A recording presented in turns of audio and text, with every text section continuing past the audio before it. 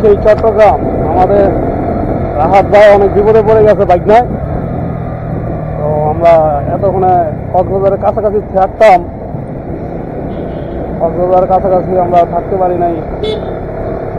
আমরা একটা বিপদে পড়ে গেছি, রাহাতের চাকা দুটো টাল হয়ে গেছে একটা গাতার মধ্যে পড়ে, বুঝতে পারে নাই রাত্রে, তো দেখে নাই, এখন হাওয়া টাওয়া চলে গেছে।